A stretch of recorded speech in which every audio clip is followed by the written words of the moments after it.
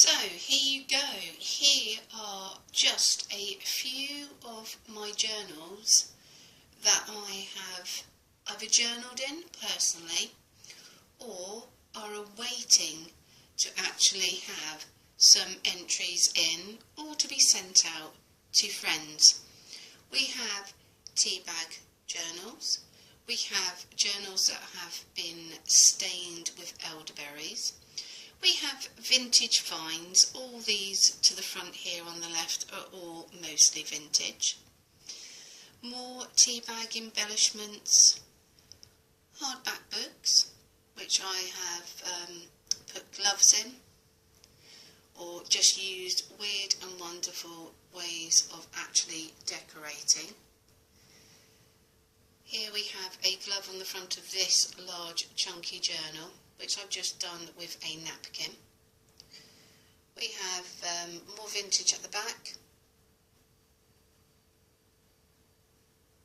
All of these at some point I have shared.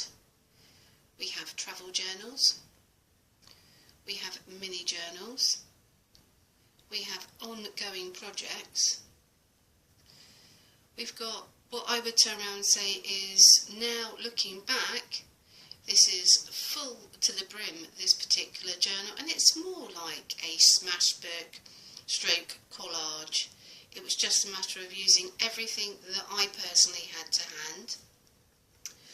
We've got some fabric going on, rust dyeing, printing. We've got textures, examples. We've got a mixed media. I've started to just channel out in so many different directions.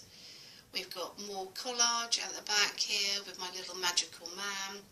We've got a book that I just wanted to make out of black and gold.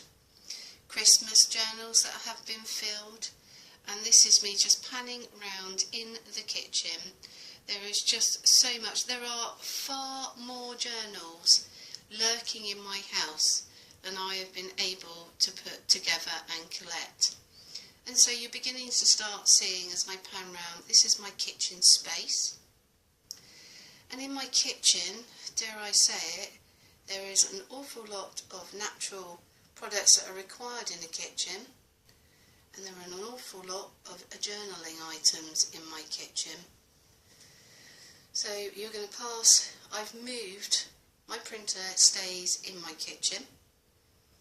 At the present moment it doesn't live on the cooker, but that was just purely so I could actually put all the journals out.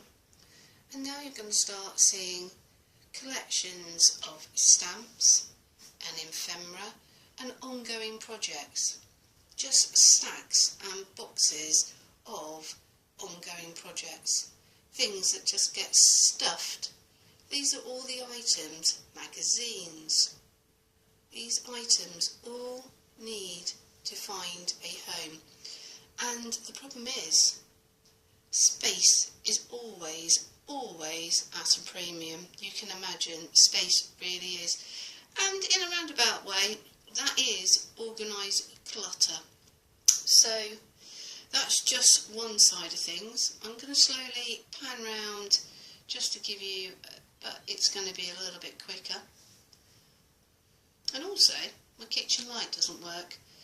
So pretty much I'm having to use spotlights throughout the little kitchen here just to give you an idea of what's going on.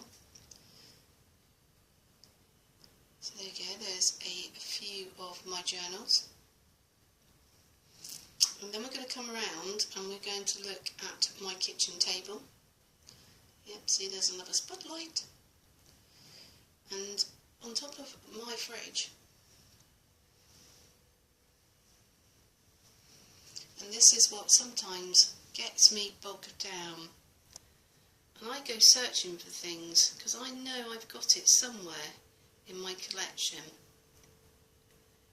And I spend an awful lot of time looking for things because I'm badly organised and badly managed. So there you go, that's a kitchen table for you.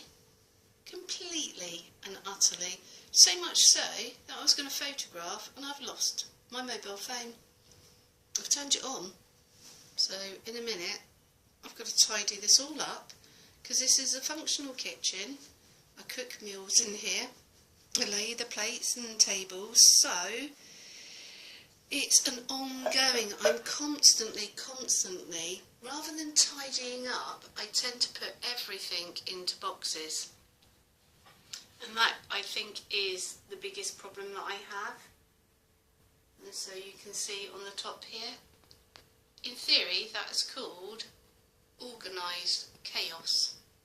It's organised, but it could be considered chaos.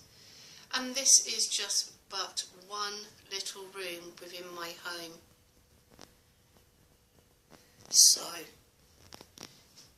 you can see where I am and why I'm getting a bit bogged down, and I'm making very little to no progress at present moment.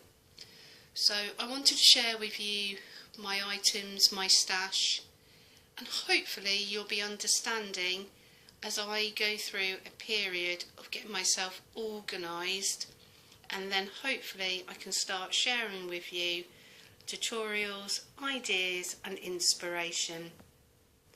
Take care guys, and speak to you soon. Bye bye.